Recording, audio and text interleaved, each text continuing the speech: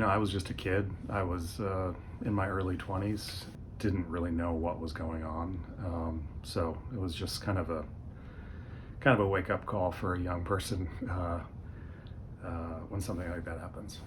Just that there's these sort of larger sort of forces at work, and I was only about 11, 10 or 11 when I saw these thousands of people marching. I wanted to know more about it. And, you know, going to Catholic school, I decided I wasn't on those people's sides. I was probably kind of blocked a lot of it out.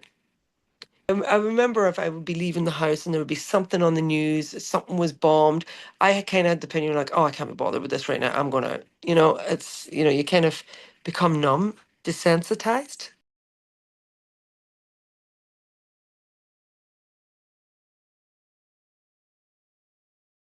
it was in 1996, and I was pretty recently graduated from college and went to Europe for a month backpacking, around to different countries with a friend. I sort of ventured out on my own, and the first thing I did was take a ferry from Scotland to Ireland. And about halfway over, I started to hear people talk about the troubles in Northern Ireland and Belfast specifically. And I didn't really know what was going on. The land looks the same on both sides, but the divisions between the two are deep. The predominantly Catholic South won its fight to be independent from Britain in 1922.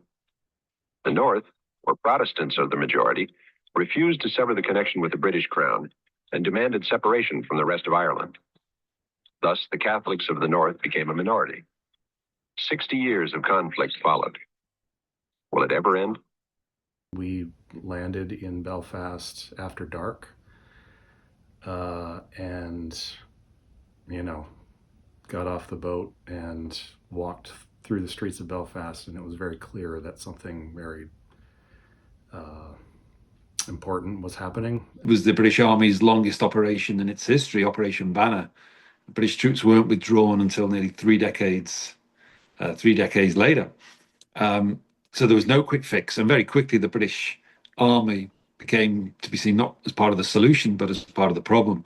So I found the hostel that I was planning to stay at, and I looked out and I could see fires in the distance in the streets. So, and it turned out that it was a very violent night, and sort of the most violent in some time in Belfast. So I was in my teens. My parents tried to shelter me from it as much as they could, but of course with TV and friends and everything. So it was a severe time in Northern Ireland and in the UK.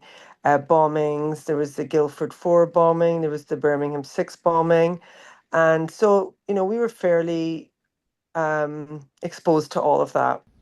So I got up the next morning. I think the sun was just coming up, and I grabbed my stuff and I got to the train station and ended up getting the sort of last train out of Belfast, and went to Dublin. As we would go out as teenagers, we used to have to drive through the borders, the British Army borders in the north. If we wanted to go to a nightclub, they might pull you over and keep you there for 3 or 4 hours. Within 6 months, perhaps a little bit longer, a lot of the Irish Catholic nationalist population had turned against them, seeing the British Army in a more traditional role as British oppressors rather than protectors. We also had family in the UK. I had a cousin in the British Army, and he was assigned in Derry. Actually, I think that's where he was assigned. If I met him on the street when I would go shopping, I would ignore him completely. I'd have to pretend I didn't know him.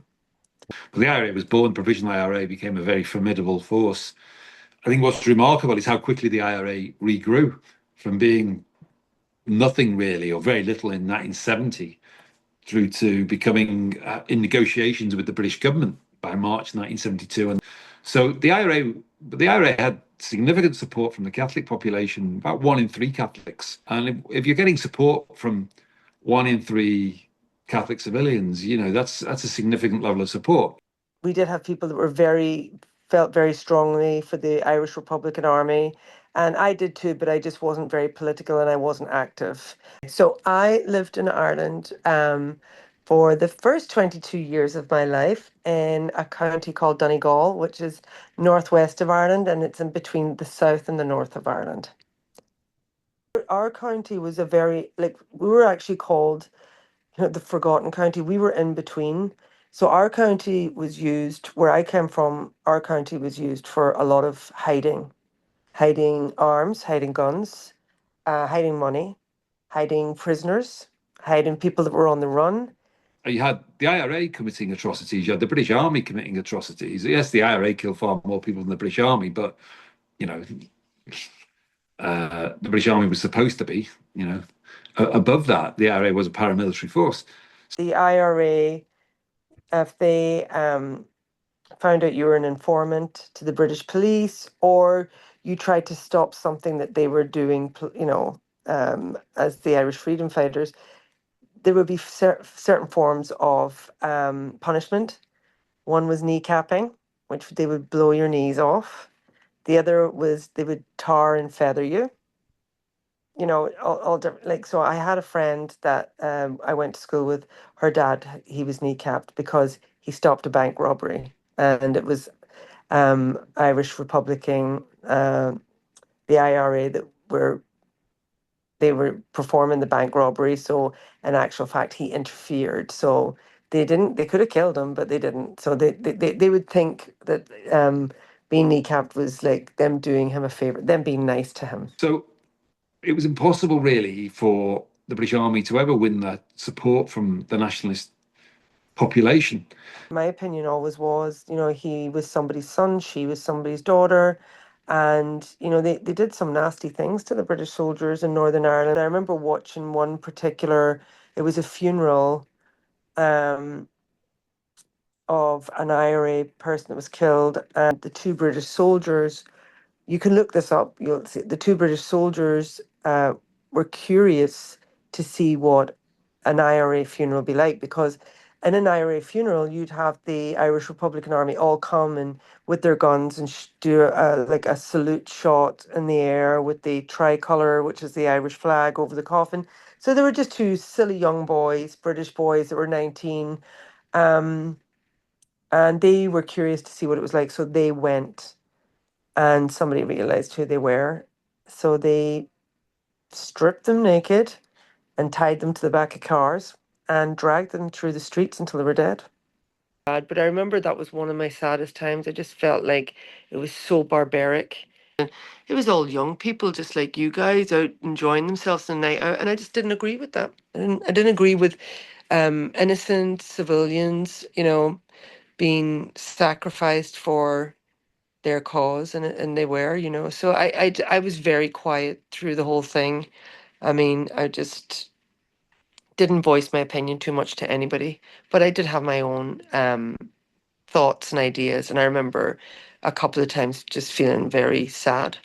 Right. As like as a young person growing up, I felt like we shouldn't be feeling like this, you know.